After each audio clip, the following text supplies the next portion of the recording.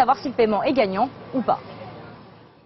Le tourisme qui profite aussi à l'économie française. Un nouveau record de fréquentation devrait être battu cette année. On attend plus de 88 millions de visiteurs étrangers. Ce serait du jamais vu. Une bonne nouvelle pour les professionnels. Anthony Joly avec Claire-Marie Denis et notre bureau à Nice et Bordeaux. Plus que jamais, la France est la première destination touristique mondiale. En 2017, elle devrait accueillir un nombre record de touristes étrangers. Entre 88 et 89 millions, une hausse de 6% par rapport à l'an dernier. En 2015, ils étaient un peu moins de 85 millions et seulement 83 millions en 2016. En cause, les attentats de Paris, de Nice et les intempéries qui avaient fait fuir les touristes. Aujourd'hui, ils sont de retour. La tour Eiffel, pour moi, c'est la plus belle chose qui existe au monde. On ne pense pas aux attentats. Quand on vient aux touristes, on espère juste que ça se passe bien.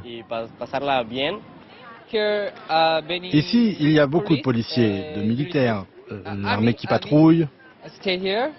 Alors, je me sens vraiment en sécurité. Parmi les clientèles de retour, les Japonais, les Russes et les Brésiliens, ils sont 30% de plus que l'an dernier. Ce rebond touristique, cet hôtelier niçois le perçoit à l'approche de l'été. Son planning de réservation est bien rempli. On a un bon taux de remplissage sur l'été. Alors je vous parle, on a les mêmes chiffres sur le mois de juin et une avancée de plus de 3% sur le mois d'août sur les réservations par rapport à l'année dernière à la même date. Un des autres indicateurs de cette bonne santé du secteur, les réservations aériennes, en hausse de plus de 6%.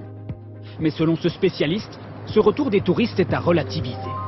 Et nous bénéficions aussi du passage des clientèles qui vont vers le sud de l'Europe et qui ne font que traverser la France. Donc c'est une croissance qui est un peu en trompe-l'œil. L'objectif pour le gouvernement, atteindre 100 millions de touristes étrangers à l'horizon 2020. Ces inondations spectaculaires maintenant à Paris et dans l'ouest du pays.